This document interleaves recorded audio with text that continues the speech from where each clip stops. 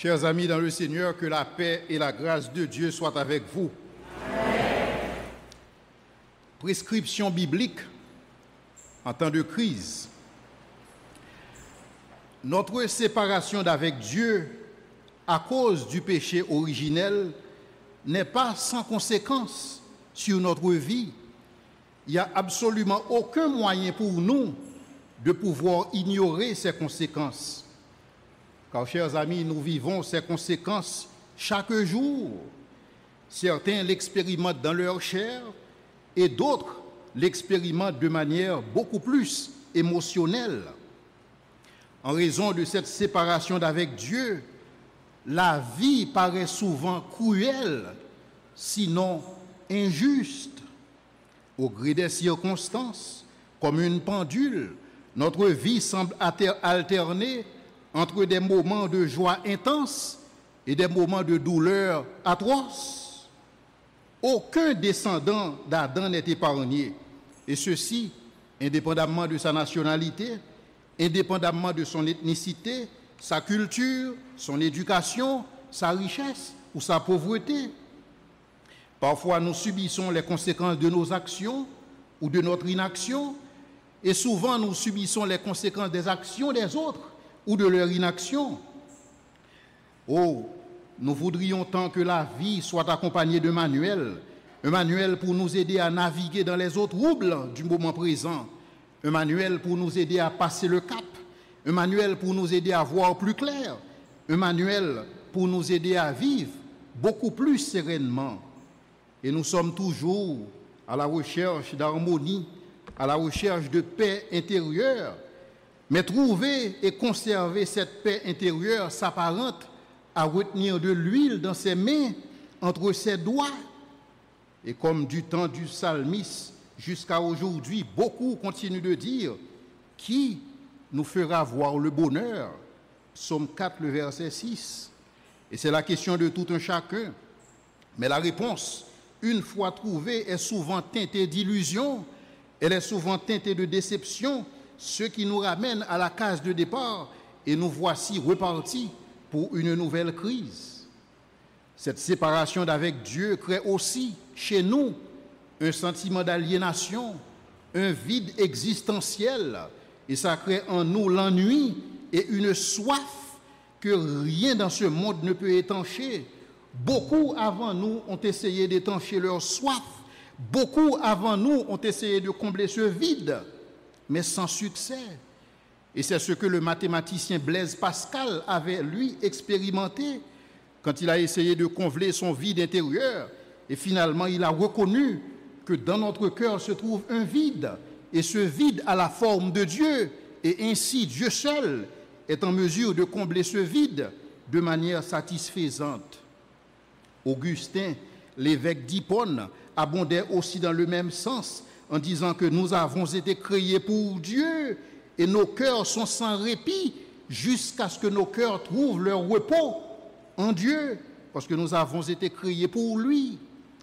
Chers amis, ce sentiment d'ennui perpétuel et de vide existentiel devrait normalement nous conduire dans les bras de Dieu. Mais hélas, sous l'influence du malin, ce vide nous a poussés à créer un monde, à créer un environnement où l'homme est devenu un loup pour l'homme. Chacun cherche ce qui lui plaît et souvent au détriment de l'autre. Et je crois que Adam Smith, dans sa théorie de la main invisible, Adam Smith avait tort. La recherche de l'intérêt individuel ne contribue pas à l'intérêt collectif. Parce que le cœur de l'homme, comme nous dit les Écritures, le cœur de l'homme est tortueux par-dessus tout et il est méchant. Et nous voici, chers amis, pris entre les feux croisés d'un cocktail destructeur, un monde séparé de Dieu, générateur d'anxiété, un cœur mauvais où seul l'intérêt personnel prime, et finalement des forces démoniaques liguées contre l'humanité et particulièrement contre les saints. C'est ce que la Bible appelle le monde, la chair et Satan. Et ça, je dois vous dire que ce n'est pas une théorie de chaos, c'est la description biblique de la condition humaine.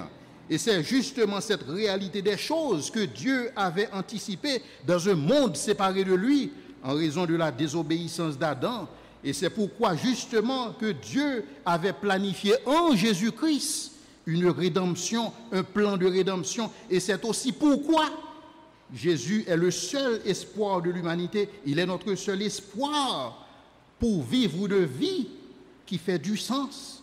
Et c'est pourquoi la Bible atteste qu'il n'y a de salut en aucun autre, car il n'y a sous le ciel aucun autre nom qui ait été donné parmi les hommes pour échapper à cette triste condition humaine.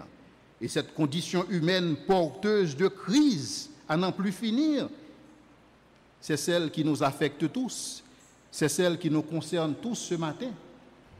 Et c'est pourquoi nous avons besoin d'une prescription biblique en temps de crise. Cependant, les hommes, ayant éliminé l'agneau de Dieu dans leur équation, et ceci depuis des siècles, depuis l'aube du siècle des Lumières, les philosophes ont conclu qu'une vie sans Dieu, des philosophes ont conclu que la vie, en principe, est absurde et que la vie ne vaut pas la peine d'être vécue. Et c'était la position de Salomon pendant sa chute. C'était la position aussi de Albert Camus. C'était la position de Friedrich Nietzsche, Jean-Paul Sartre et même Léo Tolstoï. Et quant à Léo Tolstoï, dans sa position, il fournit 4 options pour gérer l'absurdité d'une vie sans Dieu. Et pour Léo Tolstoï, les options qui s'offrent à nous sont quoi? Premièrement, vivre dans l'ignorance du problème. Faire comme si la vie avait du sens. Telle était la position d'Immanuel Kant par rapport aux valeurs, par rapport aux normes, par rapport, si vous voulez, par rapport à tout ce qui est éthique. Pour que notre moralité puisse avoir du sens, Dieu doit exister. Mais puisque Dieu n'existe pas, il faut faire semblant que Dieu existe pour que nous puissions mener une vie de moralité. Donc la première option de Léo Tolstoï, c'est vivre dans l'ignorance du problème. La deuxième option, c'est admettre le problème et essayer de maximiser son plaisir. Telle était l'option que Salomon avait choisie durant sa chute. Il a choisi de livrer sa chair au vin. Il a choisi de livrer son âme aux femmes. Il a choisi de livrer sa chair dans une vie qui ne vaut absolument rien sous le soleil. La troisième option, c'est admettre l'existence du problème et se suicider. Et malheureusement, c'est l'option qui est choisie par beaucoup de jeunes dans les pays dits scandinaves, dans les pays où le niveau de vie est plus élevé sur la terre. Mais cependant, chaque jour, on retrouve une quantité de jeunes qui se donnent la mort. Pourquoi? Parce que pour eux, la vie n'a absolument aucun sens. Il n'y a pas de challenge, il n'y a pas de défi. Il y a ce vide existentiel qui prend de plus en plus de valeur. Alors que faire? L'admettre et se suicider. La quatrième option, c'est admettre qu'il existe un problème, admettre que la vie n'a absolument aucun sens et continuer à vivre sa vie sans but, en faisant semblant. Donc voilà, chers amis, ce que nous propose le génie humain face à la condition humaine. Et je dois vous dire que quand la cause du problème est mal identifiée, on passe toujours à côté, indépendamment de nos qualifications académiques ou scientifiques. À la suite de la chute du mur de Berlin, le chancelier allemand Konrad Adenauer avait eu un entretien avec Billy Graham. Et durant cet entretien, le chancelier Adenauer a dit à Billy Graham, en dehors de la résurrection de Jésus-Christ, je n'entrevois aucun espoir pour l'humanité. Fin de citation. Dieu, chers amis, savait que cette séparation d'avec lui serait une facture salée pour le monde et pour ses enfants en particulier. Et c'est pourquoi, dans son omniscience, il savait que les princes de ce monde de ténèbres se ligueraient contre sa représentation sur la terre. Ceux qui connaissent un peu l'histoire médiévale, vous savez que tout monarque, en principe, se fait ériger des statues pour assurer sa représentation dans tous les lieux de sa domination. C'est ainsi que les rois, c'est ainsi que les monarques d'alors procédaient. Mais cependant, l'Éternel les armées, en tant que le monarque par excellence, au lieu d'ériger des statues de pierre, il a décidé de façonner des statues de chair et pour le représenter dans tous les lieux de sa domination. D'où cette expression que nous trouvons en Genèse, que Dieu crée l'homme à son image et à sa ressemblance. Mais cependant, quand ces pays dirigés par ces monarques sont envahis par des nations étrangères, la nation ennemie veut toujours souiller les statuts de ces monarques. Et c'est pourquoi on comprend mieux cet acharnement des forces des ténèbres à souiller, dérober, égorger et détruire les statuts de Dieu que nous sommes. Donc nous pouvons mieux comprendre leur acharnement à nous pourrir la vie. Et plus nous approchons vers la fin, plus nos ennemis, plus notre ennemi commun, armé d'une ardente colère, veut s'acharner contre nous. Et c'est pourquoi dans les derniers jours, la Bible nous dit qu'il y aura des temps difficiles. Et c'est pourquoi Jésus nous dit que vous aurez des tribulations dans le monde, mais prenez courage, j'ai vaincu le monde. Et Jésus, chers amis, il a vaincu le monde par la parole de Dieu quand il a été éprouvé ou tenté dans le désert de ce monde. Pour vaincre et triompher dans les combats, notre seule arme, c'est la parole du Seigneur. Alors, la prescription biblique en temps de crise, c'est d'abord de nous rappeler les œuvres de Dieu, tant dans sa parole que dans notre vie personnelle, et aussi de nous souvenir de ses promesses pour le futur. Et donc, notre prescription ce matin, c'est un regard vers le passé pour apprécier, pour remémorer, pour nous rappeler les œuvres de Dieu, et un regard vers le futur pour cerner les promesses que Dieu nous a faites. Et ceci, indépendamment des circonstances. C'est ainsi que nous pourrons triompher. Et cette prescription divine que je vous apporte ce matin, et nous la trouvons dans le psaume 78, les versets 9 à 11, et en Ésaïe 26, les versets 1 à 15. Considérons d'abord le psaume 78. Le psalmiste Asaph nous instruit quant à sa détermination à partager la connaissance de Dieu avec la génération future, afin que la génération future puisse aussi partager la connaissance de Dieu avec la génération qui viendra. Et ceci pour trois raisons. Asaph nous présente dans les versets 7 et 8 trois raisons pour lesquelles il insistait à partager la connaissance de Dieu avec la génération future.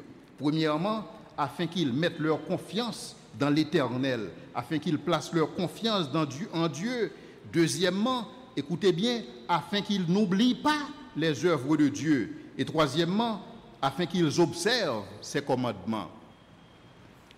Donc Asaph était préoccupé par la génération future, comme je l'avais dit dans mon dernier message ici. La préoccupation d'Asaph, c'était que la génération future, premièrement, mette sa confiance, place sa confiance dans l'Éternel. Deuxièmement, que cette génération n'oublie pas les œuvres de Dieu. Et troisièmement, que cette génération observe ses commandements. Tel était le souhait d'Asaph, mais ceci n'a pas été fait. Ainsi, en temps de crise, les enfants de Dieu ont capitulé et ont sombré dans le désespoir. Telle est la réalité que Asaph nous décrit pour ce qu'il s'agit des fils d'Éphraïm. Les fils d'Éphraïm, au verset 9, les fils d'Éphraïm, armés et tirant de l'arc, tournèrent le dos le jour du combat, étant saisis de panique. Donc on comptait sur les fils d'Éphraïm, parce que non seulement ils étaient armés, mais c'était des experts pour tirer l'arc. Mais cependant, le jour du combat, le jour de la détresse, en temps de crise, les enfants d'Éphraïm ont capitulé. Ils tournèrent le dos le jour du combat, étant saisis de panique. Asaph n'a pas rapporté la terreur qu'a vécu les fils d'Éphraïm, mais dans leur effroi, ils ont chancelé le jour de la détresse. Et ceci pour reprendre les propos du sage en Proverbe 24, verset 10, leur force n'était que détresse. Si tu faiblis le jour de la détresse, alors ta force n'est que détresse. Les fils d'Éphraïm n'avaient plus la force de le combattre, et même les fils d'Éphraïm n'avaient plus la force de faire face à l'ennemi. Ils tournèrent le dos le jour du combat, et Asaph va nous dire pourquoi au verset 11. Asaph va nous dire au verset 11 la raison pour laquelle les fils d'Éphraïm ont tourné le dos à l'ennemi le jour du combat, le jour de leur détresse. Asaph nous dit au verset 11, c'est parce qu'ils mirent en oubli les œuvres de l'Éternel et ses merveilles qu'il leur avait fait voir. Ils ont oublié Dieu. Ils l'ont mis en oubli. Ils n'avaient plus en mémoire les œuvres passées de Dieu, les œuvres de l'Éternel, afin de pouvoir s'appuyer sur le caractère fidèle de Dieu, ce Dieu qui n'abandonne jamais ses enfants, et particulièrement en temps de crise. Mais ils l'avaient mis en oubli. Ils ont oublié que celui qui veille sur eux ne sommeille ni ne dort. Ils ont oublié que celui qui veille sur eux est un bouclier. Ils ont oublié que celui qui veille sur eux est un refuge. Ils ont oublié que celui qui veille sur eux est un protecteur. Ce protecteur qui campe autour de ceux qui craignent Dieu pour les arracher du danger. Ils ont oublié ce Dieu qui fendit la mer et fit passer leur père à pied sec et à bras étendus. Ils ont oublié ce Dieu, ils ont oublié ce Dieu qui fit dresser les eaux comme une muraille devant leur père. Ils ont oublié. Et cette perte de mémoire leur serait fatale le jour de la détresse. Et c'est aussi ce qui peut nous arriver quand nous oublions les œuvres de Dieu. Quand nous ne mettons pas les œuvres de Dieu en mémoire, c'est ce qui peut nous arriver aussi au jour de notre détresse. Et donc à tous ceux et celles qui sont pris de panique, ceux qui écoutent ce message, qui pris de panique en raison des circonstances actuelles et qui sont paralysés par la peur et qui se demandent si leur vie ou leur survie n'est pas au gré et à la merci des hommes sans foi ni loi qui sèment la terreur dans la ville, Dieu veut que vous vous rappeliez ses œuvres et cette démonstration d'esprit et de puissance et qu'il a déployée envers vous par le passé. Combien de batailles Dieu a-t-il combattu pour vous dans le passé? Souvenez-vous. Combien de dangers Dieu vous a-t-il épargné? Souvenez-vous.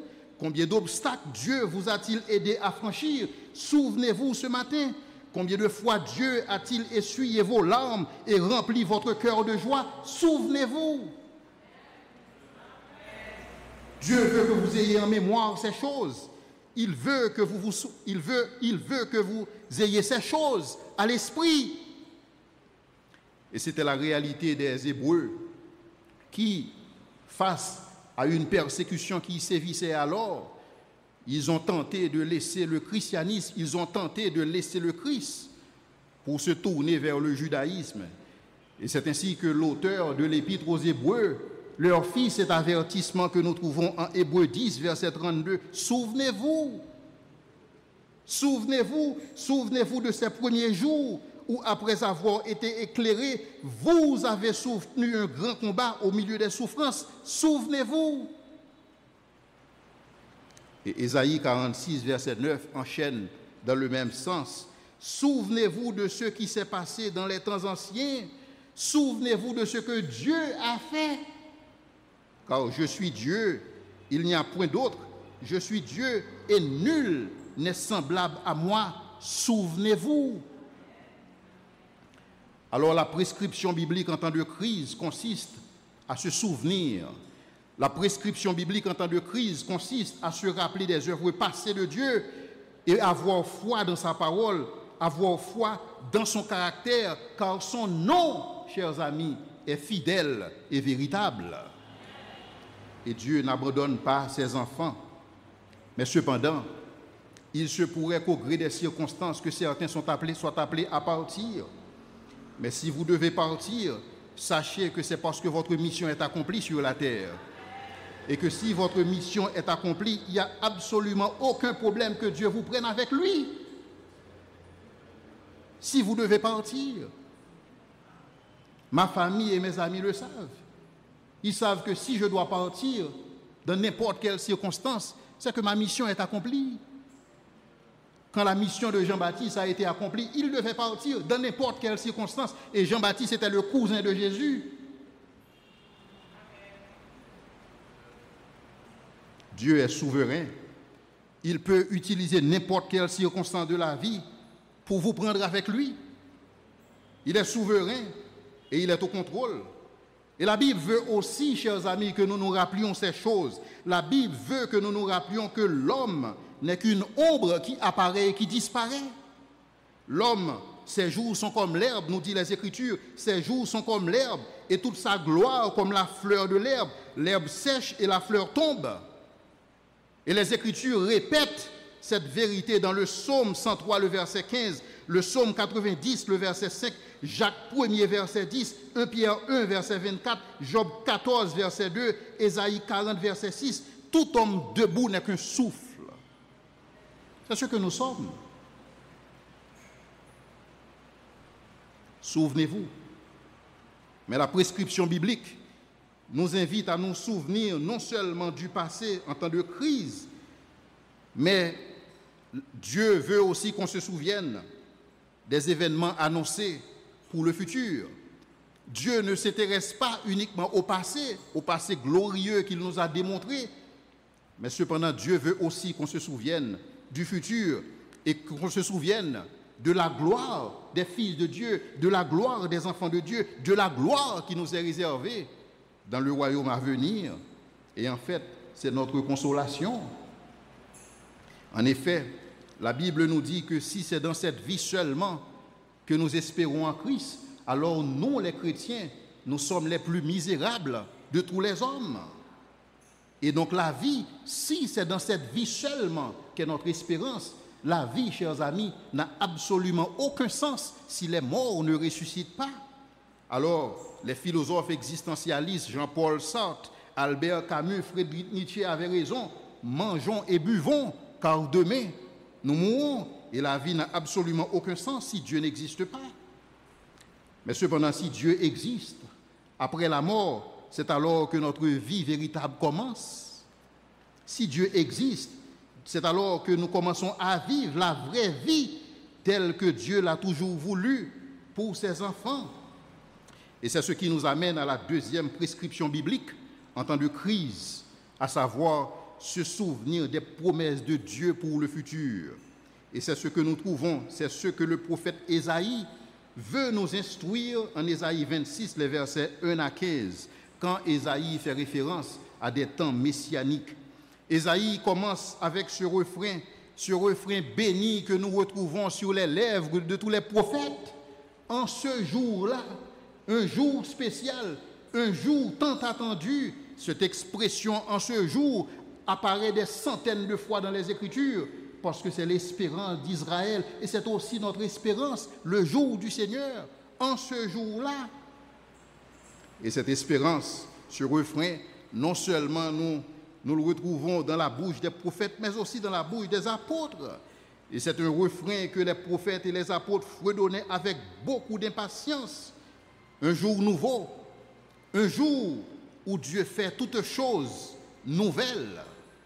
Et donc pour Ésaïe qui a vécu des jours difficiles, oui, des jours difficiles, il a connu, et selon la tradition, il est mort scié en deux à la verticale.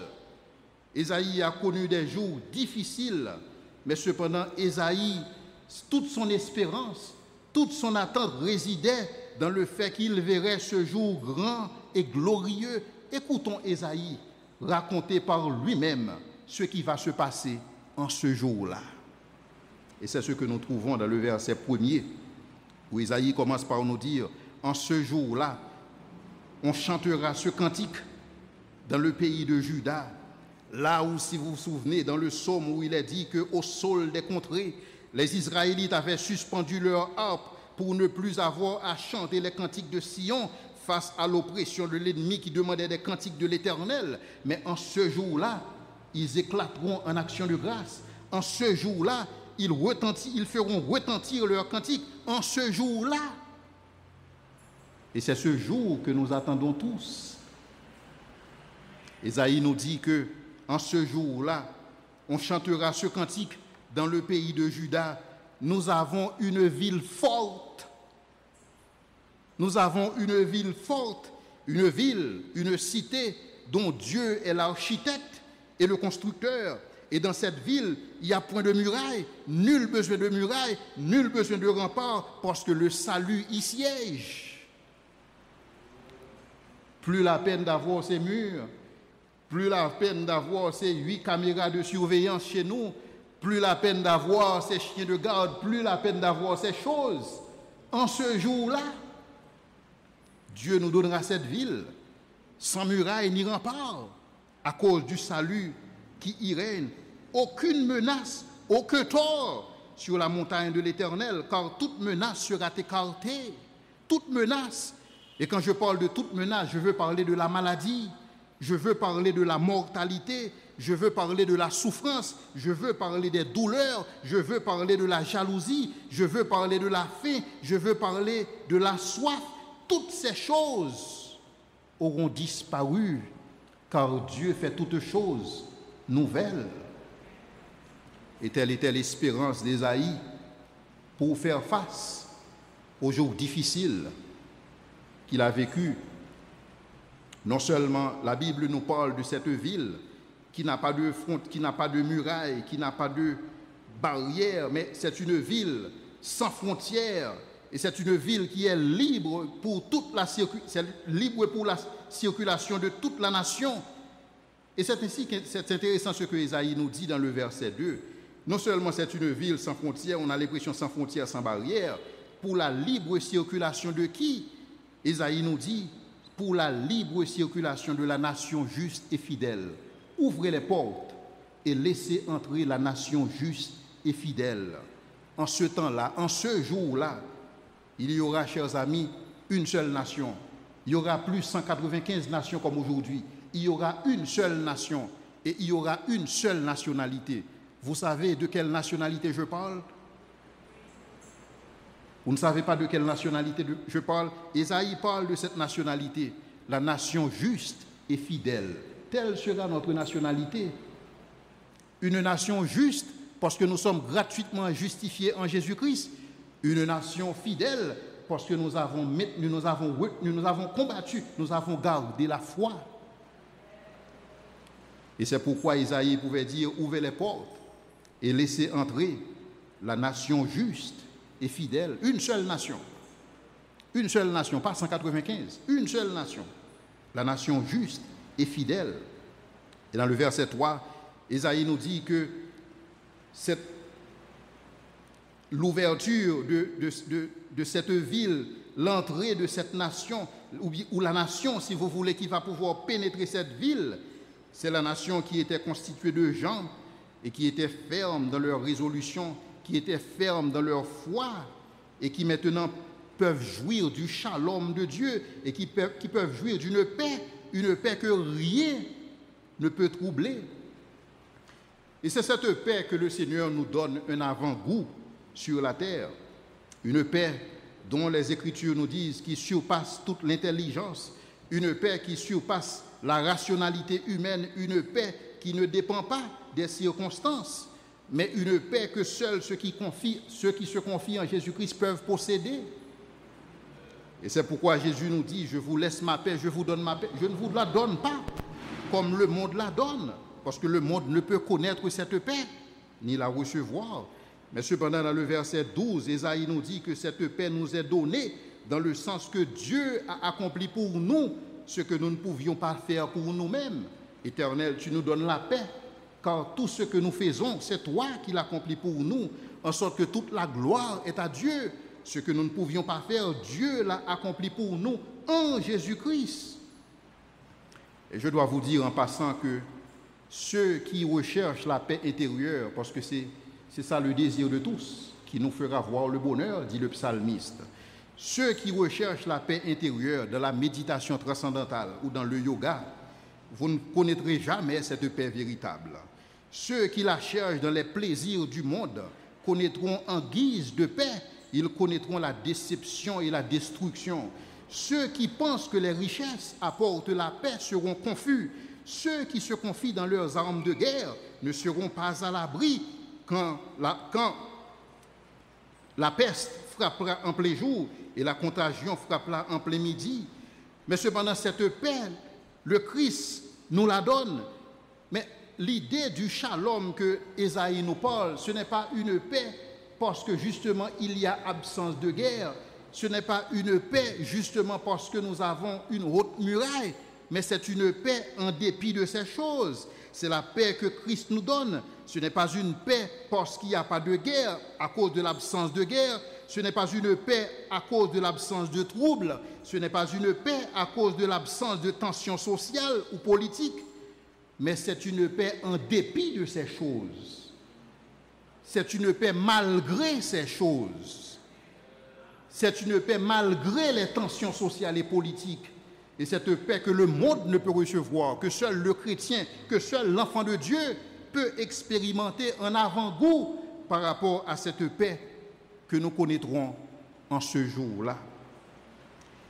Cependant, il y a certains qui peuvent dire que je suis en train de dire que nous ne devions pas être concernés par ce qui se passe autour de nous. Cette paix, ce n'est pas une invitation pour ne pas se sentir concerné, mais bien plus, pendant que nous expérimentons cette paix, nous travaillons activement dans nos sphères d'influence pour construire une société plus juste et prospère. Et c'est pourquoi nous sommes impliqués dans la politique, c'est pourquoi nous sommes impliqués dans la culture, c'est pourquoi nous sommes impliqués dans l'économie, c'est pourquoi nous sommes impliqués dans diverses sphères d'activité pour changer ce qui peut être changé. Mais cependant, nous ne devons pas nous faire d'illusions. Cette paix véritable, cette société où régnera le droit et la justice, c'est une société que seul le Christ peut apporter. Cette société n'existe pas sur la terre, mais c'est ce que Dieu nous promet, c'est ce que Dieu nous dit qu'il va faire. Donc, en dépit, pendant que nous jouissons de cette paix, nous nous activons à subvenir aux besoins de nos frères et sœurs, ceux qui ont nécessité, ceux qui ont des doutes, ceux qui, si vous voulez, qui subissent les effets de ce monde de ténèbres. Nous leur apportons notre soutien, et particulièrement ceux qui sont dans la foi. Et la Bible nous donne un exemple de cette paix à l'œuvre, et que certainement certains d'entre vous ont déjà eu l'opportunité d'expérimenter. Mais cependant, les Écritures nous rapportent ce récit où Paul et Silas, comment ils ont expérimenté cette paix qui dépasse tout entendement humain, comment ils ont connu cette paix dans une cellule de prison boueuse, après avoir été arrêtés illégalement, après avoir été roués de coups, pendant que leurs plaies étaient encore ouvertes, et que leur sang coulait. C'est alors qu'ils ont jugé nécessaire de faire monter à Dieu des cantiques d'action de grâce. Ça n'a absolument aucun sens sur le plan humain. Ça dépasse l'entendement. Et c'est cette paix que Jésus-Christ seul peut donner, une paix que le monde ne peut connaître ni recevoir. Et c'est dans cette situation que l'apôtre Paul et Silas ont décidé de faire monter à Dieu des cantiques d'action de grâce et de remerciement. Remerciement pourquoi? Remerciement pour avoir été arrêté illégalement? Remerciement pour avoir été battu? Non, remerciement pour cette paix que tu donnes, Seigneur, et que toi seul peux donner. Cette paix en dépit des circonstances difficiles. Cette paix en dépit de la réalité qui nous frappe en plein visage. Mais nous sommes en paix parce que Dieu nous a donné cette paix. Et nous l'avons en Jésus-Christ, nous qui connaissons Dieu. Et c'est pourquoi je ne comprends pas que nous soyons affligés comme ceux qui ne connaissent pas Dieu. Et c'est justement dans cette situation, dans ces temps difficiles, que nous devons prouver qui nous sommes en tant qu'enfants de Dieu. Et comme il est dit dans le livre des Proverbes, si le juste chancelle au jour de la détresse, sa force n'était que détresse. Mais nous n'allons pas faire comme les fils d'Éphraïm qui ont mis en oubli Dieu et ce qu'il a fait dans le passé. Nous allons nous confier dans le caractère de ce Dieu. Et aussi, nous allons nous confier dans les promesses de ce Dieu pour l'avenir. Et ce que j'aime dans la réalité de Paul et Silas, c'est que même en étant en prison, même pendant qu'ils louaient Dieu, ils ne connaissaient pas encore la tournure des événements. Mais cependant, ils étaient en paix. Il n'y avait aucune certitude. Il n'y avait aucune certitude pour Paul et Silas si ce ne serait pas leur dernier jour. Mais cependant, ils étaient en paix. Et cette paix que Paul et Silas ont vécue, et c'est cette paix que nous pouvons vivre aujourd'hui, mais cependant un avant-goût par rapport à ce shalom, par rapport à cette paix indicible qui nous attend en ce jour-là, ce jour grand et glorieux. Permettez-moi, chers amis, de conclure ce message avec les paroles de l'apôtre Paul, exprimées en Romains 8, verset 18. J'estime que les souffrances du temps présent ne sauraient être comparées à la gloire à venir qui sera révélée pour nous. Et comme nous avons l'habitude de chanter, c'est notre cantique, c'est notre histoire. C'est ce à quoi nous nous attendons. C'est ce qui nous donne le sourire, c'est ce qui nous permet de vivre pleinement dans cette vie. Cela ne veut pas dire que nous vivons dans une bulle, mais ça veut dire que nous avons reçu la paix de Christ qui surpasse toute intelligence. Et c'est cette gloire qu'Ésaïe avait vue dans sa vision, et c'est cette gloire qu'Ésaïe nous présente aujourd'hui comme une prescription biblique pour le chrétien en temps de crise. Je prie ce matin que Dieu vous accorde chaque jour de votre vie une part de grâce pour que vous puissiez vous souvenir de ses œuvres passées et aussi de ses œuvres futures afin de vivre pleinement dans la sérénité et dans la paix en attendant la bienheureuse espérance et la manifestation de la gloire de notre grand Dieu et Sauveur Jésus-Christ. Qu'il en soit ainsi pour vous et que le Seigneur vous bénisse.